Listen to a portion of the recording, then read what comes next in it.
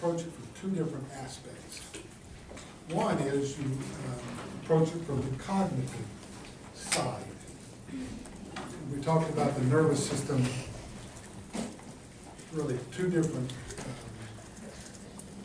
components of it. One is the higher cortical function. The second is just the wiring, the circuitry. So we'll start with the higher cortical function side, and then the rest of the neurologic exam basically has to do with the wiring. So higher cortical function, if you're going to do a mental status exam on somebody, if you're admitted to the inpatient psychiatry ward, a mental status exam is what they get you to do is several pages long. It's very comprehensive, explores all aspects of behavior. Well, 99.9999% of the time, you don't have time to do a comprehensive assessment of their mental function. What you do is this process called the Folstein's Mini Mental Status Exam. And the most you can get, the score on this, is 30. So what you need is some type of little cheat sheet like this. You can get it, anything, you Google it, plasticize it, put it in your pocket, and now you have your own. So you don't need to memorize this. You don't need to memorize this for the SPBL, you don't need to memorize it, but you need to know how to start it. At least start it. But if you're going to do a mental status exam on somebody, make yourself a cheat sheet. Okay? So, the elements of a Folstein Mini Mental Status Exam, or MS, they look at different things. You see here the big headings: orientation to person, place, and time, registration, attention, calculation, recall, language. It says copying, but it's really interpretation of space. All right. So you go to the start here, and you just ask the patient, what year is this? 2018. What's the season? It's summer, and so on. What's the country, the town, the district, the hospital, or the county, the hospital, what floor are we on? You get 1 point for each of those answers. So 5 out of 5, 5 out of 5 here. Then you go to registration and name 3. I'm going to name 3 objects. Neuroanatomy, Hannah, feeling good. Yep. No, name 3 objects, 3 frequent objects: banana, chalk, paper towel. Repeat those to me. Banana, something chalk. Oh my God. Well, we're working our way down. Okay, I'll say it again. What are they? Banana, chalk, paper towel. Banana. So you repeat them until you got it. Okay, you remember it, right? So she repeated what I said: banana, paper towel, chalk. So she got 3. And she's repeated them enough. With Bethany, I would work with her a little bit. To get all 3 of them. Right? Okay. But since she only got 2, you put a 2 there. We're going to come back to that. So you need to remember the 3 objects too. Attention and calculation, you can do it one of 2 ways. You can spell world backwards. There are 5 letters in world. You can spell it backwards. You get a point for every letter in the right order you get correct. Or you can count backwards from 100 by 7. And you get a point for every 7 you go down. You can sit there and calculate it because that's what it's That's what it's about. You get a point. You get possible 5 points on that. And then we go back to memory or recall. Name the 3 objects again, Kathleen. Banana, chalk, paper, towel. There you go. So you got all 3. Language is a big part of this. And by the way, you can only do this, people have to meet 2 criteria to do this. One is they have to be able to read and write. And 2, they have to be of at least minimal intelligence. You can't get somebody with an IQ of 40. You can't administer this to them. Okay? Language. What is that? What is that? Dongle. Okay. Repeat after me. You can't teach an old dog new tricks. Can't teach an old dog new tricks. Okay, there you go. You got a point for that. Give a 3-stage command. What I want you to do is take your left hand and touch your left ear, and now touch your nose and put your hand back on the table. You're able to follow that pretty well. I want you to do what I tell you to do here. Okay? I want you to open your mouth. Okay. Write me a sentence. Any sentence about anything. As long as it contains the subject and the verb, you get the full point. If it's just unintelligible, you get 0. That's pretty simple. All right? You add up these points. The copying down here is interesting. It's only worth a point. But what you're doing is you're doing a spatial thing where you're taking 2 objects and you're making them intersect. Doesn't have to be pentagons, it could be any shape, but as long as they intersect. Because we'll talk about certain lesions when we get to higher cortical function where you have hemi-neglect, that you neglect this side of your body. Well, like the lateral, the superior colliculus.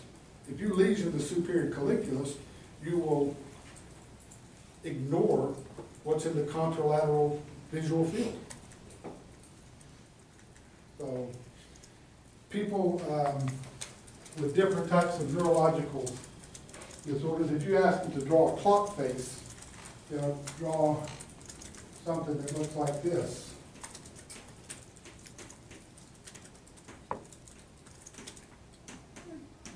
They won't bring it around. So they do, or they'll come in, they'll only have shaved 1/2 of their face. They neglect the other side of their body. So that's what this is getting after, being able to know things in a spatial way. It says 24 to 30, there's no cognitive impairment. 18, get down to 18 is considered mild. Below that, pretty severe. You cannot give this test to someone who is severely depressed because they don't give a crap. Major depression, this doesn't work. Alzheimer's disease, this works. Schizophrenia, bipolar, anything like that, they work. It works. But major depression, it just doesn't work. Okay? So this handles the cognitive side. Folstein's mini mental status exam. It's in here too. If anyone has the Maxwell. It's in the Maxwell. Yeah. Okay, same thing. If you don't have a Maxwell, you need to get one. You go to Ratcliffe's bookstore, you can probably order them online. Amazon has them. Maxwell was a medical student over at OU about 20 years ago that got his butt chewed every time he changed services. So what he did was he put this little book together that has, op notes and labor and delivery note, how to do one. And so he put a lot of handy stuff into that little binder, and he's probably living on an island somewhere and never practiced medicine. So, any questions about the Folstein exam? Good. All right, so I'm not sure.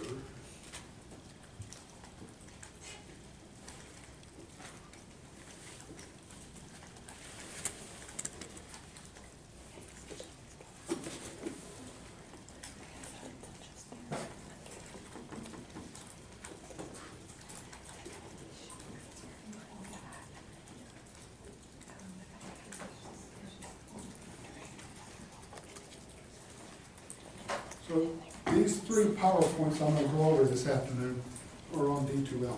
So this is the second one. And I just want to go over some of this stuff, and then we'll actually get into the exam itself.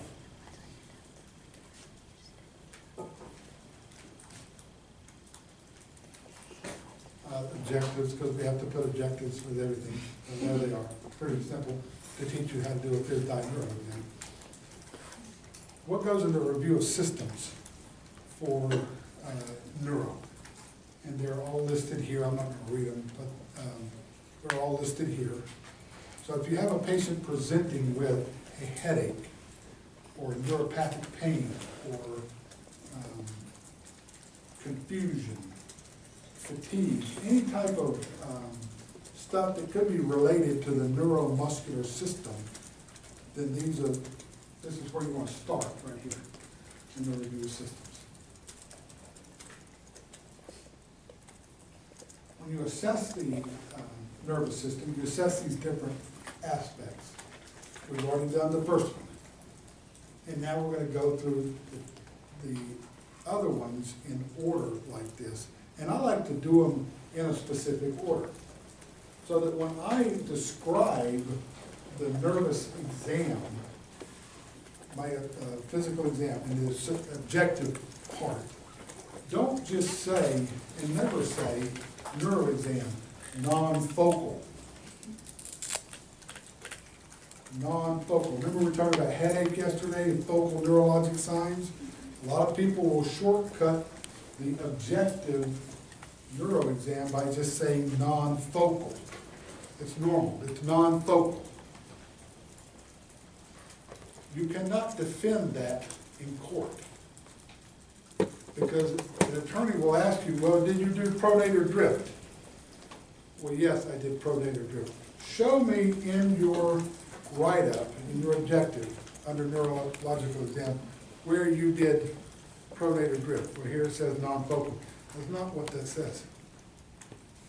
If you're lying about this, what else about your testimony are you lying about? You will not win. So never shortcut the neurological exam by just saying normal and non-focal. Talk about what you found. Mini mental status exam, page score 24. And then we're going to go through these different things here. Cranial nerves 2 through 12, symmetric and intact. Meaning you tested them all. Spinal cord function. Motor, meaning muscle strength. And sensory, meaning sharp, dull, proprioception, vibration. You're going to illustrate all of it, you're going to state all of these things in your write-up. Then you get into integration, corticosensory function. And I'll show you the test for that. And then cerebellar function. Describe these things. The only shortcut that I take when I write up the nervous system is that I will say corticosensory function was intact and symmetric, and cerebellar function testing was intact and symmetric.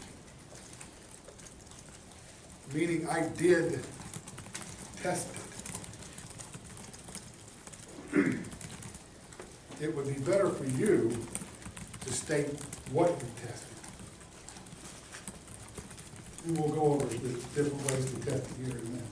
Paul. What were the two things that you said one more time? The two corticosensory function was intact and symmetric, and what else? Right. For example, I'll just give you a quick example. So if I'm doing an exam on April here, and I say, close your eyes, hold out your hand, keep your eyes closed. Tell me what that is. My glasses. Okay. So integration, that integrated touch, and then higher cortical functions of memory, recall, language. Well, that's an example of that. As far as cerebellar function, I would say, I want you to take your fingers like that and do this. Okay, and I would do that in the upper extremity, and I'd have them do, that's cerebellar function, that's movement, right? And I'd have them do something in the lower extremity, like take this heel, run it down that shin, like that, do it the other way. That's cerebellar function. So if you've done that, then I can say cerebellar function tested, or symmetric and intact. And remember this, you are a symmetric animal. Don't test one side. If you test sensation on this side, you've only tested it on this side. You have to test it bilaterally. The tools you'll need to do a neuro exam are laid out here. These are available most everywhere. You can improvise. The one thing that I would caution you on, where it says sharp object disposable, in a lot of neuro hammers, they used to put pins in the back of this, right? You'd unscrew a pin for your sharp. And I would use it on me, then I'd use it on you, then I'd use it on you. Well, see, that just spread my hepatitis or HIV to all three of them. So now, the sharp, you always get rid of. It says up there, well, when you're testing sharp dull, what I do is I take a 6-inch applicator, like that, and break it in half. That's sharp, that's dull, or touch. And then I just throw them both away, okay? Sharp is pain. It's not sharp. If I take this, the sharp end of this, and I touch your skin, and I'm trying to distinguish sharp versus dull, what you're testing here is the spinothalamic tract, which is not sharp, it's pain. Yes, that's sharp, but it's not painful. It has to be pain. But you're not going to say, tell me, is this sharp? Is this painful or not? So you use the term sharp. But it has to be like, ow, that sort of thing. Versus touch, which is this. Okay. I remember one time I had a patient that I thought was BSing me. That came in and thought, you know, oh, I got a spinal cord injury or something. It just happened. She was walking along, and boom, she's got a spinal cord injury. And okay, we're going to test sharp dull.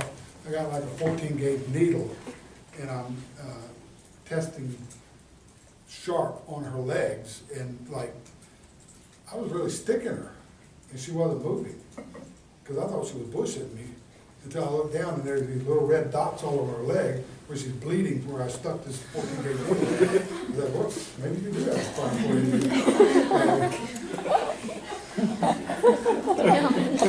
I gave her a bolus of steroids and put her on a helicopter to Oklahoma City. So, I just kind of wiped it out. It's pain, not sharp. Mental status, we've already been over. There you go. Orientation, when you're presenting to me, or to any of us, you start out the objective with a general thing, right? Vital signs are stable, and then general. Patient is alert, oriented, appears stated age, non-toxic, well hydrated, whatever you want, qualifiers you want to do. But AAO times 3 tells me that they're alert and oriented to person, place, and time. So if you say general AAO times 3, I know what you're talking about. If they're not AAO times 3, then don't use it.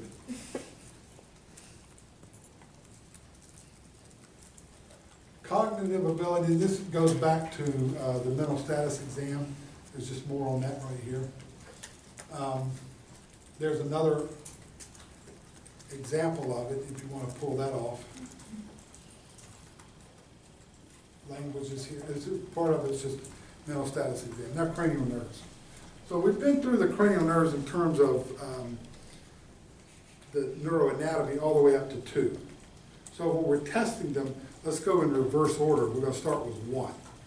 So 1 is the olfactory nerve. What you need to do is have some aromatic compound. Oops, I'm sorry, I got the wrong one. Right here. Aromatic compound. This happens to be coffee. You can get cloves. You can get, don't get something that's a fine powder like cinnamon that they suck up their nose and start seizing on you. Get something aromatic. You know, a lot of people, it's funny to me, they'll say, I want you to close your eyes to do this test. Why do you tell them to close their eyes? I got my hand around, you can't see what's in that thing, right? And it's not visual, but it's not, you're not going to let them do that, okay? So what I'm going to do is I'm going to take two vials, in 2 different vials. One's cloves, one coffee. Don't use volatile things like gasoline or lighter fluid or something like that, because it'll go from one side to the next, right? Don't use a volatile thing. So what you want to do is you have them cover one nostril and breathe in, and then cover the other nostril and breathe out, or breathe in again. You want to make sure that they can breathe through both sides of their nose. In this state with all the sinusitis and allergies, if they don't, you're not going to do any good to test smell that way. So just put this under those, take a deep breath in, tell me what that smells like. Coffee, cinnamon, cloves, whatever, and do it to the other side. You know from anatomy that the olfactory tracts, or the bulb, or the olfactory nerves themselves, if they're injured, anosmia is the absence of smell. So here we have a big old meningioma growing, it looks like a meningioma, growing in the anterior cranial fossa. That's going to be putting pressure on those olfactory nerves.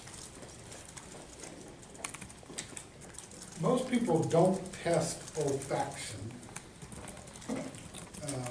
They report cranial nerves 2 through 12 being intact. They don't test olfaction, but here is when I would test olfaction. If the chief complaint is food has lost its taste, or if Uncle Willie is not acting right, behavioral issues. Frontal lobes have a lot to do with behavior. So if suddenly Michelle is not behaving normally, then start off with this screening process by olfactory nerves, okay? Cranial nerves 2, 3, 4, 5, 6, and 7. My gosh, there's a ton of them here. A lot of different tests to do. One for cranial nerve 2 is some type of visual acuity. And you can use your Maxwell, you can use a Snellen chart, which is the one on the wall that's 20 feet away. You can use a Rosenbaum eye chart. If you look on the Rosenbaum eye chart, that's a little plastic one, it says to keep it 14 inches from your face. 14 inches is not that. 14 inches, if you put your elbow at 90 degrees, that's about 14 inches. Okay? This right here says, Maxwell says, I think 6 feet. Okay, so you're going to need to stand on the other side of the room to get them to read this. Okay? Floor tiles are 12 by 12 inches. So stand 6 of them away. Ceiling tiles, these ceiling tiles are 2 by 2. The rectangular ones are 4 by 2. So that's how you can look down or look up and judge distance without actually having a tape measure. Okay, so if I need 6 feet, I'm right under this one right here. That's step back just a little bit because that one's gone off. That's 6 feet from here to that wall. Okay, that's 2. 3, 4, and 6 are the extraocular eye movement muscles. And I believe it's on the next slide. Yeah, right here. 3, 4, and 6. The way I do 3, 4, and 6 is I say, okay, hold your hand still. I want you to just follow my finger here. Now, you see the pattern here. You see that X and a line straight across? That's essentially what I do. I go up here, and I slowly go down, just follow my, right there. I go back up to this side, and I do an X there. Come halfway and go straight across. And that just tests all of those movements. Do not do this. All right, look at my finger. Okay? Do not do that. Go slow. You want them to hold their head still and follow your fingers with their eyes. Go slow. That's 3, 4, and 6. The other components of 3 that you want to test, remember, accommodation and convergence. So I'll say, after I've done my X and gone across, I say, look at my finger here.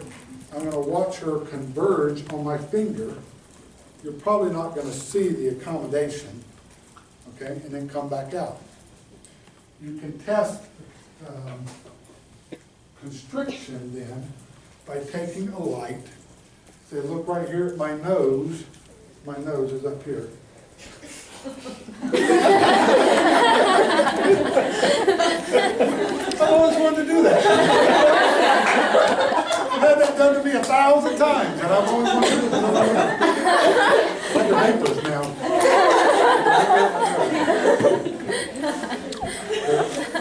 Come in, look, my nose is right here. Come in from the side and shine the light in her eye. Okay? So this is the direct light reflex.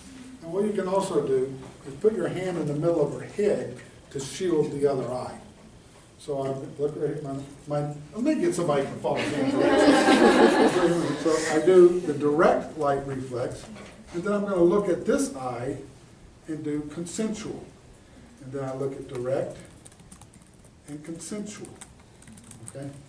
So that's testing the pathway that we talked about during the brainstem lecture that I'm sure you were involved with. Okay? By the way, these things, that little red button is a rheostat. You see the light gets brighter and brighter? When you examine the fundus, don't turn this thing all the way up to nuclear fusion and shine it in somebody's eye because their pupil's going to constrict. Okay, just barely turn it on. You know, as dim as it'll go, that's the best way to keep the pupil dilated so you can see what's going on. Did you not know that? No. Yes, I know. Who taught ENT? No. I'm pretty sure I told him not to turn it on. So, remember the rheostat thing. Okay. 5 is in there, and 7 are in there because of the blink reflex. What you can do for that, and I don't routinely do a blink reflex on somebody, only if I suspect a cranial nerve dysfunction, what I do with the blink reflex. Take a cotton tip applicator like this, the 6-inch applicator. Just take the cotton and rotate it around like that until it comes to a fine point. And then just come in, have them look up. Don't have them looking, don't let them see you coming. And touch it like that, okay? And then do the other side. Be aware, though, that if they wear contacts, and I think I may have mentioned this in the anatomy, if you wear contacts, the blink reflex goes away because you've rubbed the free nerve endings away with the contact. Finally, you want to make sure that you do a fundoscopic exam to look at, it's not testing the second cranial nerve, but you're looking at it's part of the neuro exam. It's really more part of, well, if you're looking at the fundus, it's the neuro exam really. If you're looking at the vessels or the retinal periphery, it's more of the vascular exam. Okay. Of course, you know, other than papilledema. Any questions about these cranial nerves? I think that I covered them all. I think so. Trigeminal nerve is, I would take my cotton-tipped applicator here, and I'm going to say, I want you to close your eyes. Just close your eyes. I want you to point to where I touch you. So you just touch all 6 dermatomes. Okay?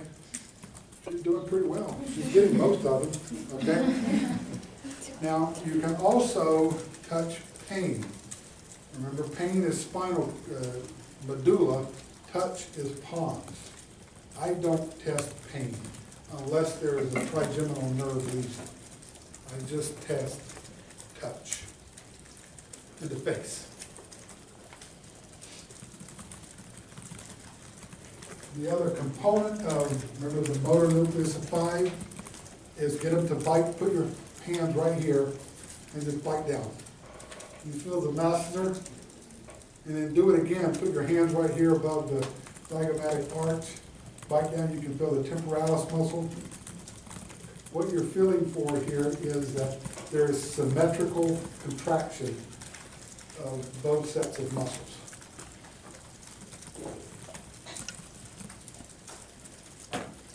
Facial nerve is, you're just testing the muscles of facial expression, and you can do all you have to do is 2 or 3 of them. But the one I would always do is raise your eyebrows, because that's the stroke thing. Stroke versus Bell's palsy. Raise your eyebrows, puff out your cheeks, smile, and that's usually it. You can do a whole host of them here. You know, you can even do this. You know, whatever you want to do. What muscle is that? Plantaris. Platysma. We're only about 5.5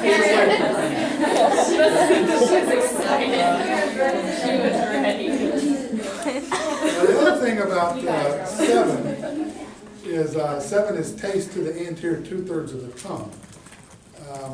I've never tested taste, but keep in mind that a person with Bell's palsy, since it is a lower motor neuron lesion, it's a lesion of the nucleus and nerve. If it's a lesion of the nerve, they'll lose taste. If it's a lesion of the nucleus, they won't. So that's how you can distinguish how widespread the 7th nerve injury is. And what you do there is you just have some salt solution here, pretty salty, you know, it's like more salty than seawater, a little bit more. Seawater is 3% usually. This is a little bit more. Don't make it like chunky salty, but just have them stick out their tongue like that and dribble it onto the anterior 2/3 of their tongue. Salt is the best thing here. Sugar is not quite as noxious, so it's more difficult to perceive. Do not use vinegar. Salt, if you're going to test it, test salt. Remember back from anatomy, the thing of the tongue, the old wives, it used to be that salt was here, sugar's there, bitter and all that. Sour, they're all everywhere. So salt is the way to do it. So if you have somebody with Bell's palsy, I would test it. The vestibulocochlear nerve, again, you're going to use your instruments to look in the ears, and that's fine. But it doesn't test function. You're just doing the exam.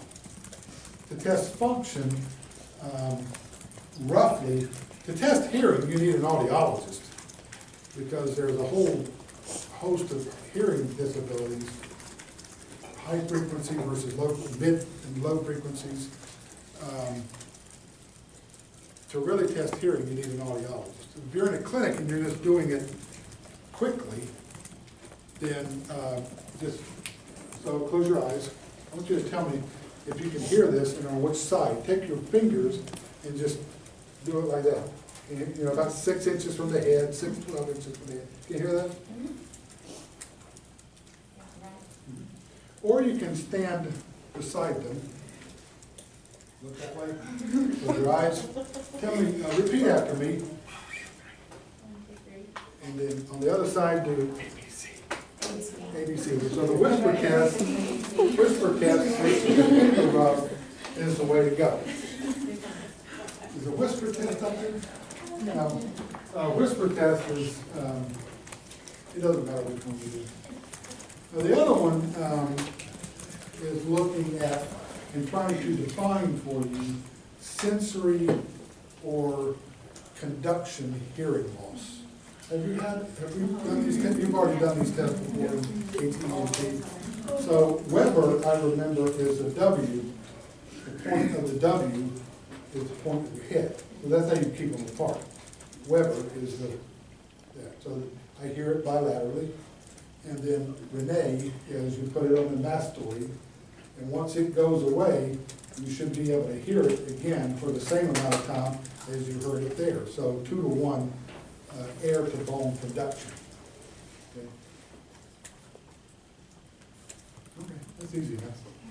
If they can hear it through the air, do you have to maintain it until they can't to make sure that the timing is the same? No, you don't really have to. You don't really. I mean, if you want to, if you want to do it sort of precisely, it is really not 2 to 1 because, I mean, who's going to? Yeah, if I do this, it's dependent upon your tap. Mm-hmm. You know, if you jam this thing down there, you can leave it on here for like 6 days and still hear it. So, you know, just a gentle tap. And to tap, this is the funniest thing, to see you people try to get this thing to vibrate. Okay? You've got a little bit of motor problems going on there. Yeah, just ask. Okay, so right here, your scaphoid bone right here, just, well, this will be pisiform bone. No, that's a pisiform bone. How do you not remember this? No, wait a minute. Well, that's the hook of the handle. That's the hook of the handle.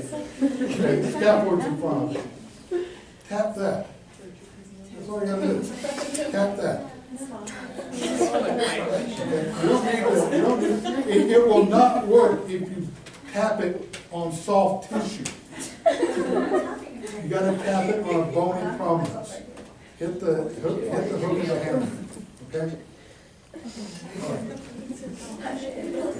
You also need to use the right frequency to do this. I think the right frequency is like 256 or something like that, hertz. This one, well, that's what this one is, 250. Yeah, this might be the right frequency, okay? If you use the big long ones that are like boom, that's not the way you want to do it. If you use the little, 600 frequency, it just doesn't move enough to feel it. Okay. All right.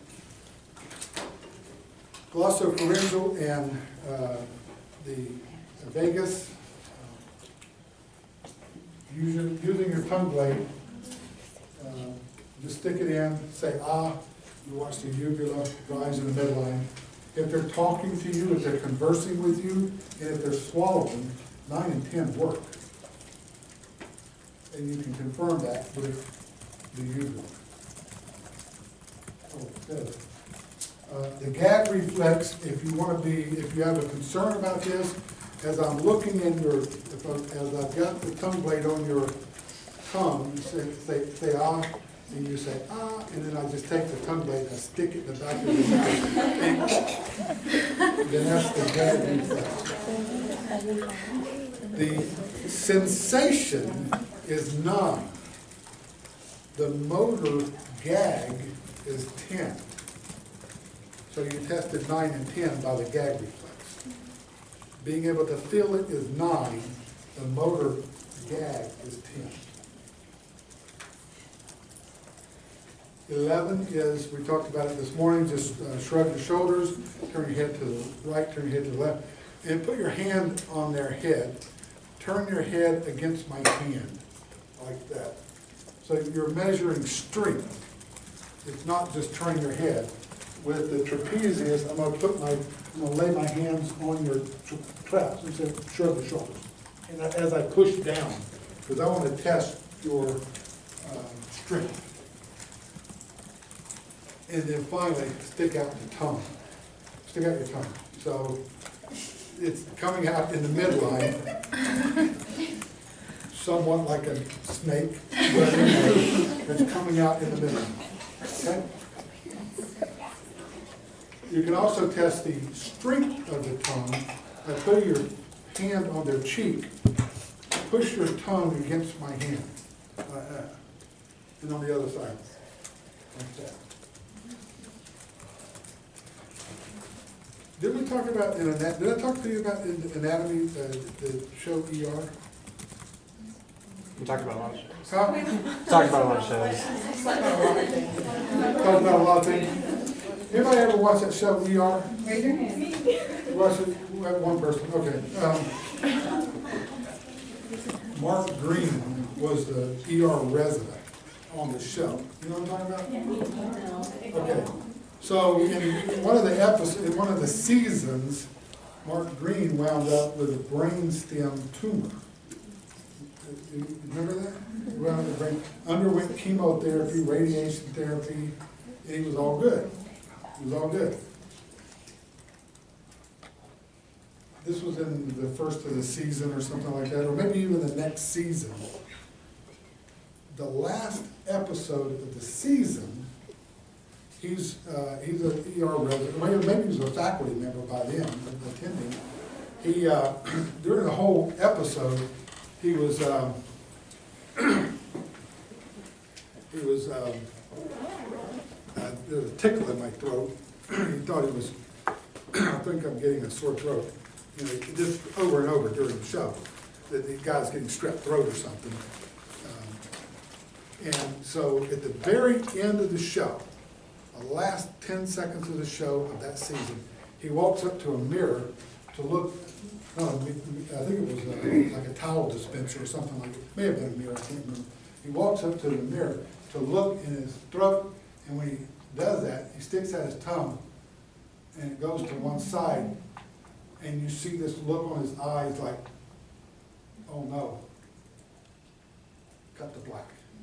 That was the last second of the season. There was no explanation for any of that. But now you know why his eyes did that. He knew because his tongue deviated to the side of the lesion, which would be located where? In the hypoglossal nucleus, in the lowest part of the medulla, which is not an accessible place. He knew at that second that his tumor was back. And there was no explanation to the lay public about what any of that meant. And that was the last show, that was the last episode of the season. And you didn't find out until the next year that his tumor was back. If you didn't know neuroanatomy or know this test. How about that? Is that not cool or what? I mean, he died that season, but it wasn't so cool. No, some of us haven't seen it. Well, so Google it. Google it. I tell you, the other show that I saw, best show I've ever seen on TV, best show. You need to watch this. You need to watch this. It was involving him again. That was one of the two best television episodes of any show I've ever seen in my life because of the science of it. You know, without any explanation, nobody knows what was going on. The other one, there was a lady came in labor, and he winds up because of a series of mishaps. You know what I'm talking about? She loves ER. He has to deliver this baby in the ER, and it's a horrendous outcome. You gotta Google, you gotta watch this. You know what I'm talking about? Does he put a scalp in their armpit and? I'm not even gonna say. I'm not gonna spoil this for you. This will just, this show, watch it on YouTube or something, it will freaking eat your lunch. You will have nightmares about it that night. What? It's the best episode I've ever seen on a TV show. So I'm gonna neglect all of this and watch ER, and we'll talk about it on Monday, okay? We'll talk about it on Monday. Yes. Instead of having a test, we'll talk about ER. All right. Remember ER back way back when there was a PA? Yeah, that was one of the first. They gave HIV to. Yeah, that was one of the first episodes, and there was a PA that worked in the ER. She died. She died. Okay, let's go to the motor component. So we're moving away from the cranial nerves and looking at motor systems here. First thing about motor systems is you want to just inspect muscle groups in the upper and lower extremities and make sure they're symmetric. Now here's where we got a little bit of a rub, because this is where the neurological system interfaces with the musculoskeletal system. The musculoskeletal. So in musculoskeletal, we're going to talk about range of motion and strength and symmetry, but we do it here too. So it's, you know, it's a crossover.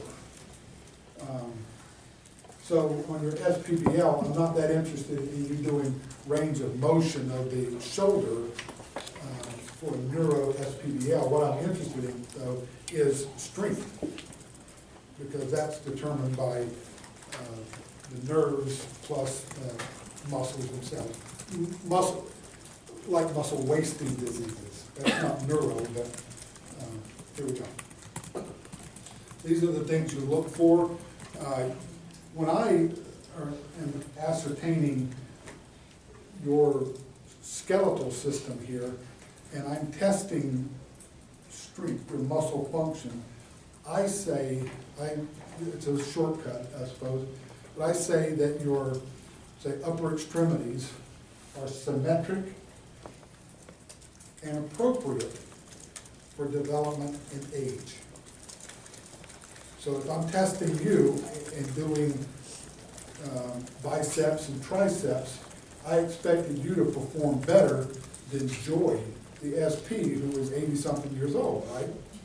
Or if I have a 3-year-old, then I say that what I'm testing is symmetric. That's the key word here.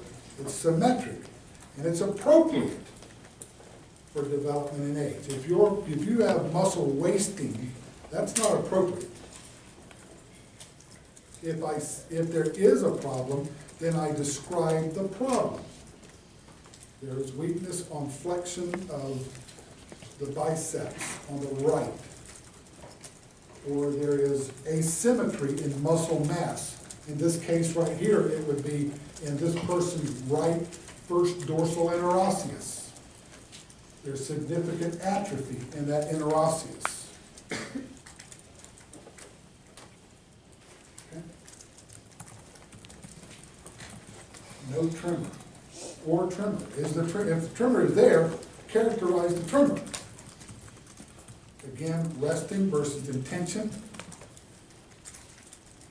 Resting tremor, we talked about with Parkinson's disease, pill rolling. Pill rolling, and it looks like they have a pill between these 3 fingers and they're rolling it around in their finger. That's what that means. Cogwheel rigidity is if you know, like a cog, 2 cogs, like that, right? The teeth on a cog. You don't know what a cog is? You know, like the setting button on almost everything? On a watch, you know the little things in a watch? Gears. Okay, gear wheel rigidity. Okay? So if I come over here, and can I get you to sit up here so they can see you? Yeah, sit like on that. Yeah. And turn this way. If I sit here and I take her arm, and I'm going to support her elbow, and I'm going to take this, put my hand here. Now what I want you to do is flex your elbow. Are you ready for this? Don't to get, you know, oh. Just go easy on it, go easy. All right, you see how she's doing? Look out, go all the way up. You see that? Now, all the way up, go all the way up. Now let me pull it all the way down. Give me a little resistance. Not a lot of resistance, a little resistance. There you go. You see how it's smooth? Yeah, cogwheel is, it would jerk like that. That's cogwheel rigidity. Okay? Cogwheel rigidity is what people with Parkinson's disease have. Now that's one thing that's different than that is clonus. We'll get into it in just a second. Clonus, C-L-O-N-U-S. Clonus is this. So I'm going to take your hand and pull it down. I want you to pull up against my hand and let go. Just do it again. Well, so give me a little resistance, I let go. You see her hand doesn't do much here, right? Clonus is if I were to do that to me. What kind of noise? Yeah.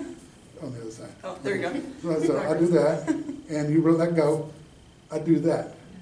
That's clonus, and that's not me holding on to it, like cogwheel. So it's like if I were to take your foot, and one way to test clonus is if I watch what I do with her foot here. You see, I forcefully dorsiflex it, like that. She doesn't do anything, right? It's just dorsiflexing. Clonus would be if I did that, she would push down, her foot would do that. When I do that, she's going to do that. That's clonus. Clonus is an upper motor neuron lesion injury. Okay? We'll come back. Single beat clonus is normal though, if it's equal bilaterally. What's that? Single beat clonus, Yeah, one time, but flapping like that I just wanted them to is know. not. Okay? The other thing is flattened affect. People with advanced Parkinson's disease, if you look at their face, they lose the motor control of their facial expression muscles. And they become, you look at them, and it looks like you obviously have no interest in life. They're expressionless. And they don't smile, they don't frown, they're just expressionless. The one that back in 1982 or 84, when the Summer Olympics were in Los Angeles, Muhammad Ali lit the cauldron. Remember that? Everybody, I know most of you weren't alive, but I know you were alive. But anyway, if you do a YouTube of that, he had advanced Parkinson's disease. Here's a guy standing on the world stage with millions and millions of people focused on him, and you can tell he's got Parkinson's disease. Look at his face. He has absolutely no expression of joy, happiness, anything. He has a flattened affect. That's a perfect example of flattened affect right there. Okay? Under intention tremor, or you say goes away when movement stops? But Yes, then- an intention tremor, the tremor occurs when you move, when you intend to do something. Okay. That's cerebellar function. Yeah, When yeah. you stop, you're no longer using your cerebellum, you're using your basal ganglia, like the substantia nigra, and that's when you have the resting tremor. Okay? Parkinson's people also have a shuffling gait, and it can arrest. So in advanced Parkinson's disease, they're usually hunched over a little bit, and they walk like this. The fingers are going like this, they have a flat affect, and like this. And then all of a sudden, for whatever reason, they stop. And they will stay there for whatever period. It may be a minute, it may be an hour. And then all of a sudden, they start going again. They can't call for help, they can't do anything, they just stop. So that's a resting gait. the dean of the graduate school over at OU back in the late 80s, early 90s, he had severe Parkinson's disease. His name was, I can't remember his name. One day I was walking along and I saw him standing in the middle of the conference room. He was just standing there like that. I knew exactly what happened. He had arrested. So all you got to do to these people, help them out, is just walk up behind them and push them. And he was on his merry way. And he turned around and said, "Thanks, Dan."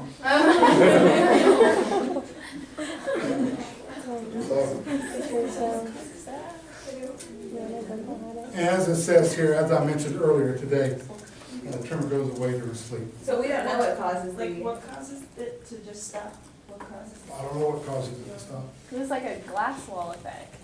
Yeah, it really is. And they can't turn. I mean, I could stand right in front of him, and he couldn't say, "Would you give me a push? You know, would you give me a jump start or anything?" You just have to. But as soon as you got him going again, his motor function would take over. He'd say, "Oh, thanks," and he'd shuffle away. That's what you're saying, they make, huh? What, I can't remember, I had an aunt that had bad hydrocephalus later in age, and she got an accelerating gait. So I can't remember though what the pathology is behind the accelerating gait, where they lean over and they almost like fall as they're, and they go faster and faster and faster. She actually fell through a glass wall and cut her arm open. Because she was accelerating and couldn't stop herself. And I can't remember, I know Yeah, she had hydrocephalus, but I can't remember what other, I don't know what else does. you know, when you're talking about hydrocephalus like that, then that would be normal pressure hydrocephalus, is what she's an elderly person. I think we talked about it in pathophys, normal pressure hydrocephalus.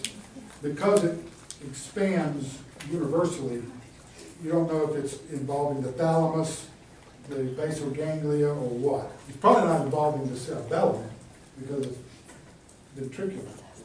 But there's so many motor systems involved. I don't know which one. They may get that somewhat in Parkinson's too, I can't remember, I'll have to research.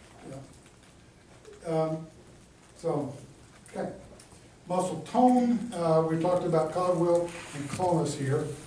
And then you always want to test fine motor movement.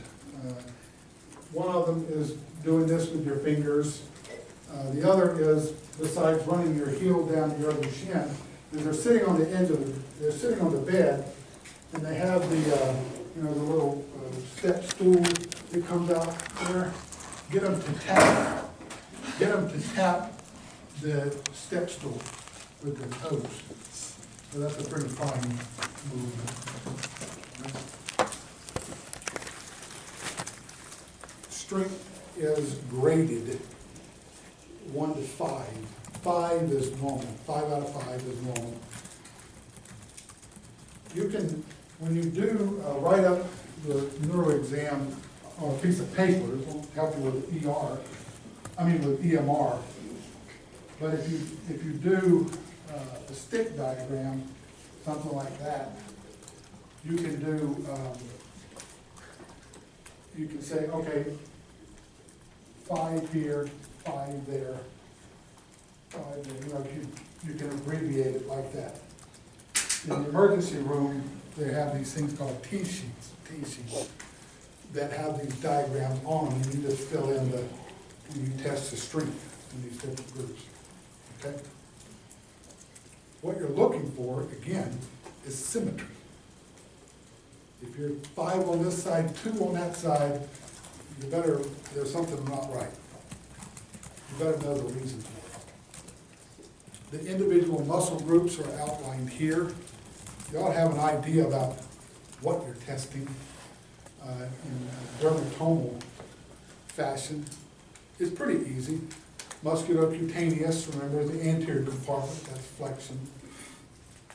Extension is radial nerve. Flexion at the wrist is median nerve. This abduction and adduction of the fingers is ulnar. Putting your thumb with your little finger like this, put your fingers like this, what I'll have people do, put your fingers like that, don't let me pull my hands through there. So that tests median on this side, the thenar eminence, and ulnar on that side. And then I'll say, grab my fingers and just squeeze them as hard as you can, okay? And you're just looking for symmetry, okay? So you can let go now. So fingers grasp is you're looking at your flexors up here. You're also, so the flexors would be median and ulnar, and also the lumbricals here, and so that's all ulnar and median. Okay. In the lower extremity, I think the next slide is lower extremity, maybe. Lower extremity, front is the femoral nerve, the back is the sciatic nerve, dorsiflexion, and dorsiflexion of the great toe, and pushing the plantar flexion and pushing the great toe down. Those are your lowest dermatomes. Right. Inversion and eversion, you also test the strength there. So those are peroneus muscles in terms of eversion, tibialis anterior in terms of inversion, deep peroneal versus superficial peroneal nerves. You know, and you don't need to know which nerves go where. You just need to know there's a problem. Then you can go look up what nerve does. It's like memorizing the dermatome chart. Nobody's going to do that. Nobody memorizes all. She still looks it up. She has an IQ of 190. She still looks it up. I don't know what IQ is. She can read and write, I know that. Can I get a job here? If that's the requirement, can I get a job here later? 190? Or read and write? Read and write,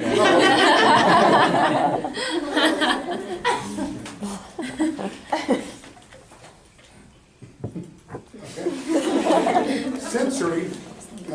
Sensory is, we've kind of been over this here. With sensory, you're basically doing sharp or pain and touch in the different dermatomes. And if there's a problem, then you go to the other sensory mechanism. If you can't feel touch, you have a problem with touch, then test the other ones like vibration or proprioception. If you have a problem with pain, then you can get a tuning fork, put it in an ice box, a freezer, or get 2 test tubes, vacutainer tubes for drawing blood, fill one with hot water, one with cold water. You tell them apart. Now when you test dermatomes, can I get you back up over here? No, I didn't call you Kristen. Get back up here. It's Like okay. eight other Kristens in here. All right, so when you're testing dermatomes here, what you want to do is you test both modalities on each side from top to bottom. Okay? Kristen, I still think it's Kristen. Okay. So what we're going to do is I want you to close your eyes, and I'm going to start with the shoulders. Is this sharp or dull? And I'm not really going to. You're going to stab me? Yeah. No. So, and mix it up. Mix it up. Don't do the same thing. Don't do dull, sharp, dull, sharp, dull. So, mix it up. Mix it up side to side. But keep in mind where you were, so that if I only did touch here, I've got to come back at some point and do pain there, right? You have to do sharp and dull on both sides in the dermatomes. Now, if you're just doing a screening thing, put your hands in their lap like this, close your eyes, just say sharp or dull. Sharp. Oh my God. really put a target on that one. Sharp. Dull. Dull. Sharp. Dull. Sharp. Okay, so we've got the, we're down to here.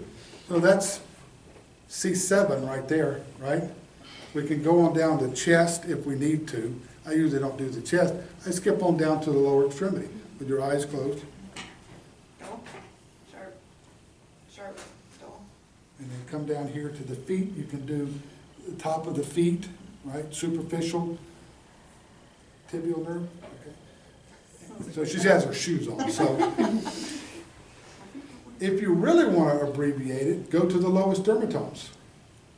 If I'm doing the fingers, I mean, if I'm doing the upper extremities, I'm going to do the middle finger and I'm going to do the great toe. That gets you the lowest dermatomes basically in the extremities. But if you want to do it more comprehensive, sharp, dull, all the way down. Okay? But you don't need to do every dermatome. Okay?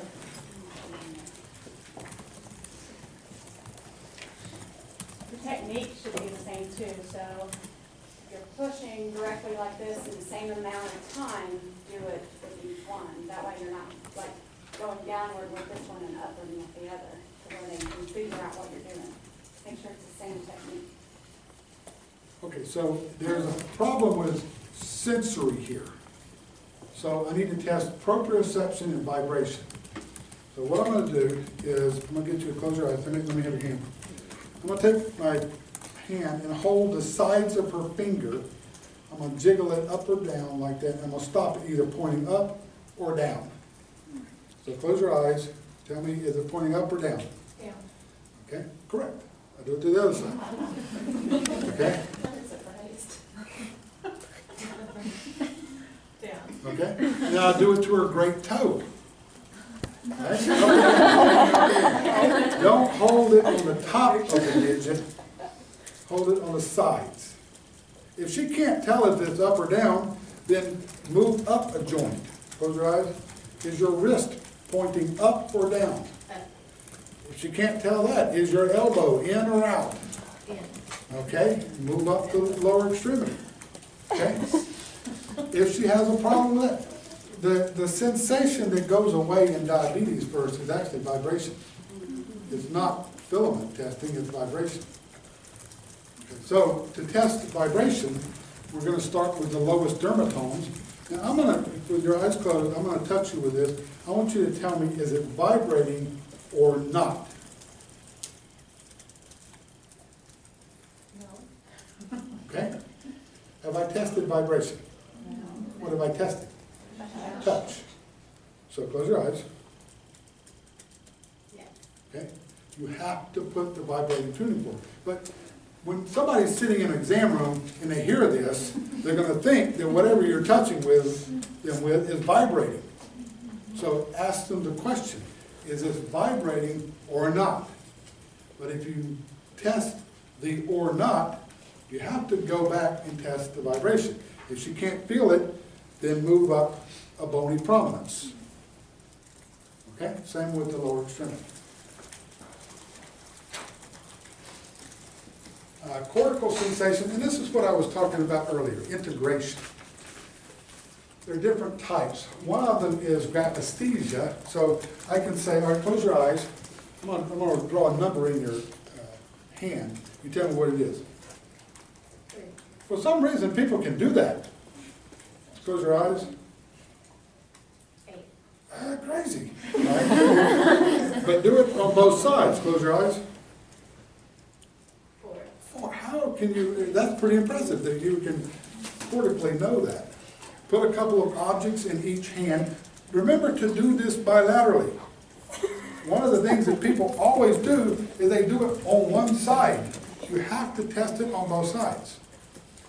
The other here is extinction, and that is a process where, if you close your eyes and tell me where I touch you. Shoulder. Which side, right or left? Okay. People with neurological injury, so when I touch her with one point, she knows that it's there. You can say 100 times out of 100 times that it's right there, you know, on that side. But if I, close your eyes, If I touch you in two places on opposite sides of the body, she doesn't register that. She loses it. She'll only say one. Where am I touching you? On my right shoulder. But she didn't mention anything about her left arm. That's called extinction.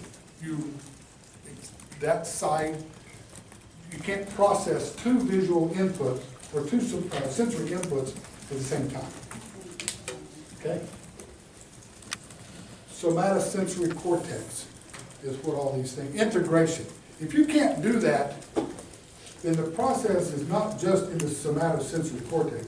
The problem could be in the peripheral nerve, it could be in the spinal cord, it could be in the thalamus, it could be in the cortex. It's all the way up the nerve. It just tells you something's wrong. You better start focusing your exam and getting an MRI. Reflexes. Let's do reflexes, then we'll take a, is this near the end? Yeah, close. Okay, let's do reflexes, then we'll take a break.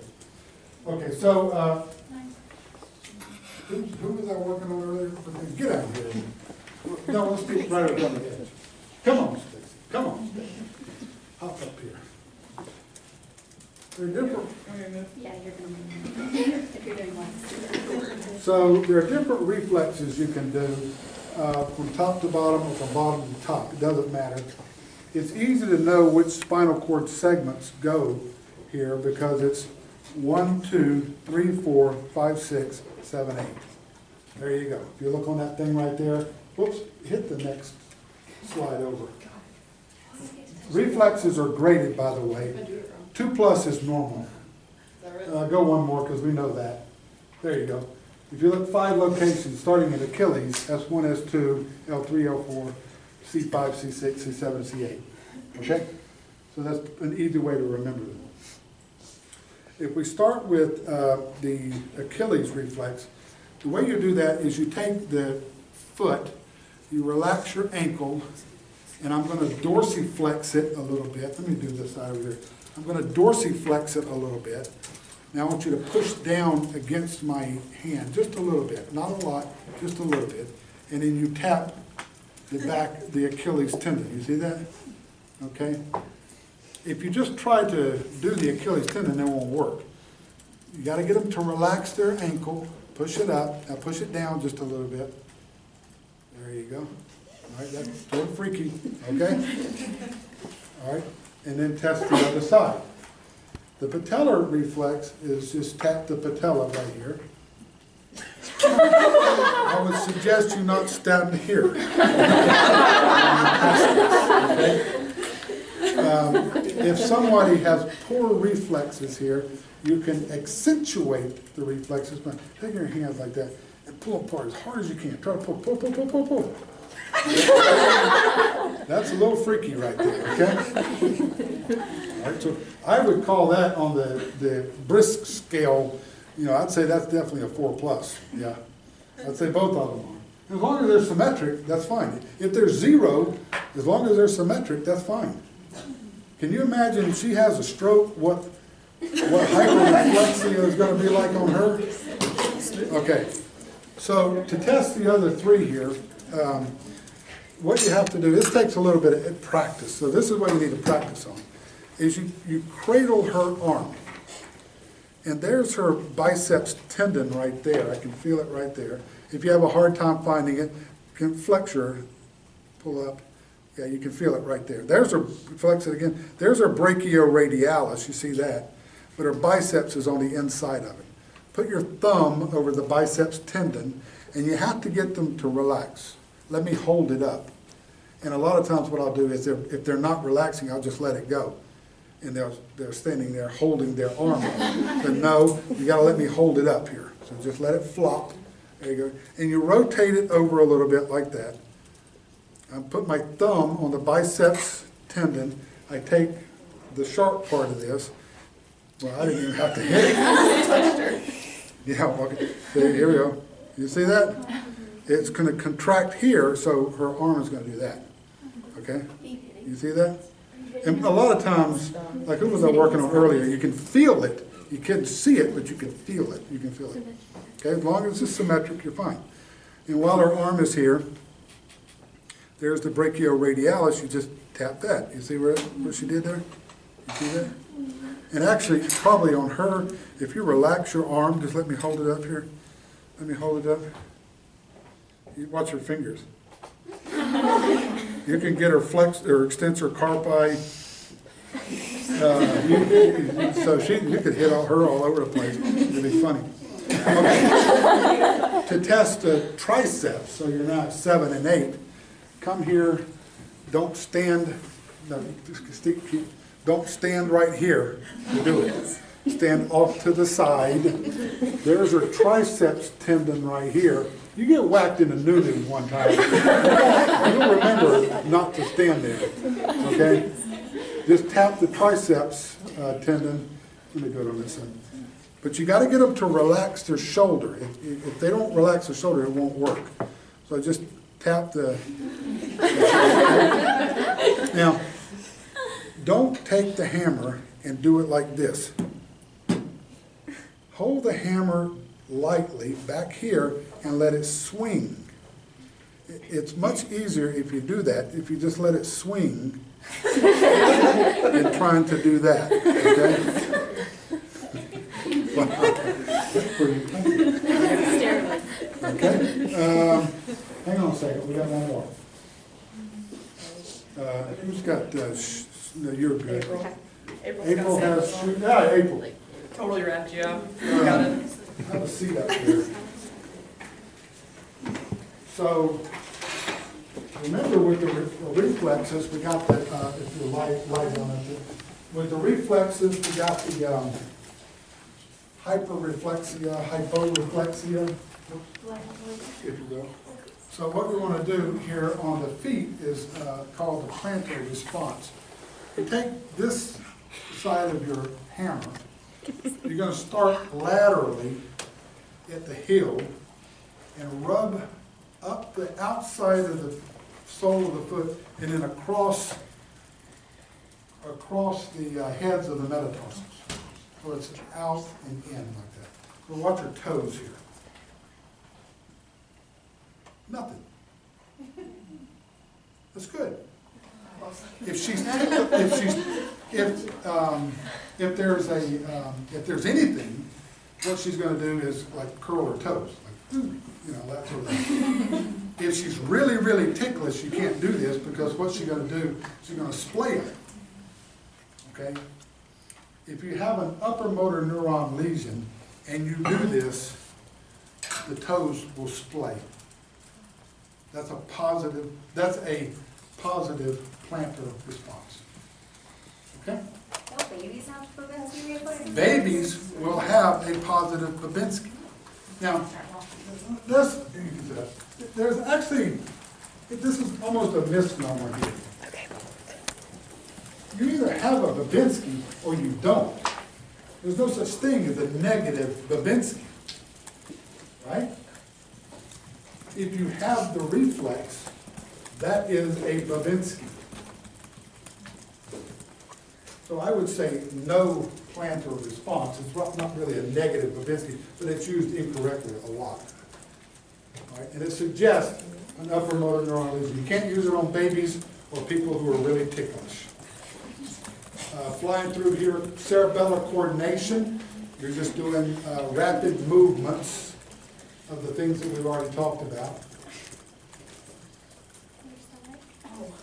At the end of things, what I do is I'll have them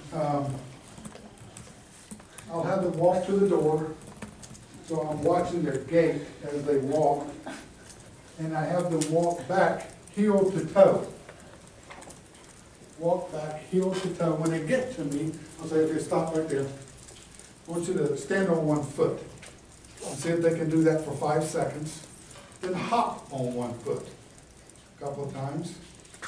Do it on the other side. That not only tests cerebellar function, it tests muscle strength, right? And then do it to the other side. And then down here, the last thing, it says Romberg. The Romberg is when you are standing around here. When I'm standing here, what are you using when you're standing here? First, I'm using visual cues. I know where I am in space. I am using my cerebellum, my proprioceptors, my muscle strength, my sensation to stand there.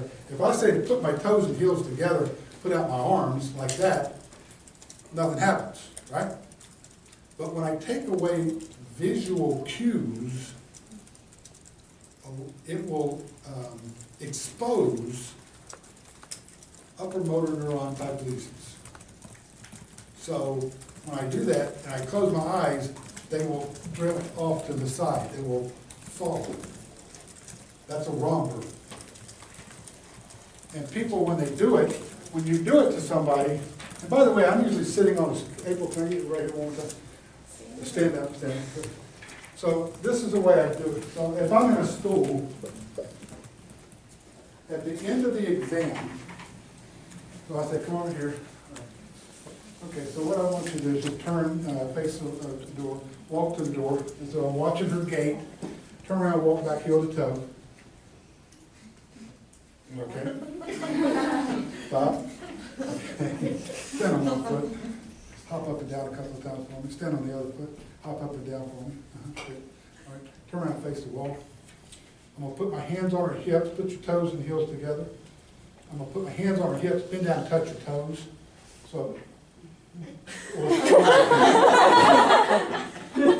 Like that? Do normal people, when I say bend down and touch your toes, do they get down? No, bend over like at your waist and touch your toes. So as she's doing that, I didn't know you wanted to put it down. no, I don't, I'm not putting somebody in my face, I'm way back here. Let me explain what I'm doing. I'm looking for scoliosis. Okay, so get down and touch your toes. I'm looking at her spine here. Now slowly come back up. Come on, and you do have a little bit of scoliosis, you know that? No. You do, right here, on this, right there. Okay, so then keep hold of her hips, lean back towards me as far as you can, straighten up, go to the right, like slide that hand down there, go to the left, okay, stand up straight, turn around and look at me. So, hold her hips, turn your, there you go, turn the other way. So you're looking at rotation. So that's a musculoskeletal thing you're going to do, right? But then I say, okay, now turn around and look at me. I put your toes and heels together. Put your arms straight out. Make sure you're away from the wall. And so I want you to close your eyes. And put your hands right here. Don't touch her. Put your hands right here in case she falls. Okay? That's all. You can, that's it. So that's, you know, the end of it. Other than doing the genital exam and stuff. What?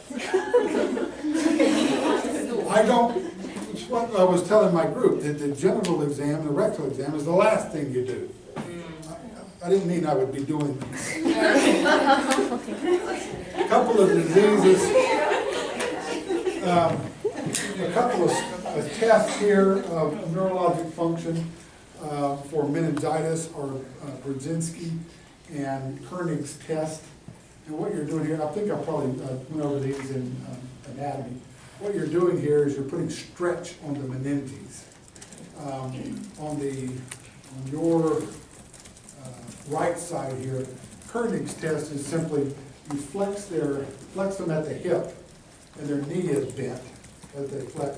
And then you try to straighten their knee out, and that puts straight. It's like a straight leg raise test essentially. That puts stretch on the sciatic nerve and on the meninges. They resist you. The other thing is that when you, Brzezinski's test is when you have them lying supine, you pull up their head, you flex their neck like that, and they want to roll into a fetal position. And that takes the pressure off of the meninges. Guillain-Barré we talked about yesterday. We won't go that. Cauda equina I've mentioned before. Tumor or swelling affecting the lower nerve roots, producing saddle numbness, We always want to make sure that if that happens, you're looking at an MRI real quick and referral to neurosurgery. All right, take a break and then we'll quickly go over the exam. Okay?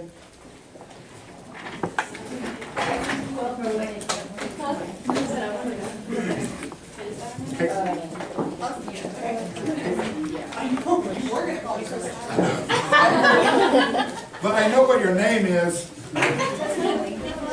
Never seen a more funny look up his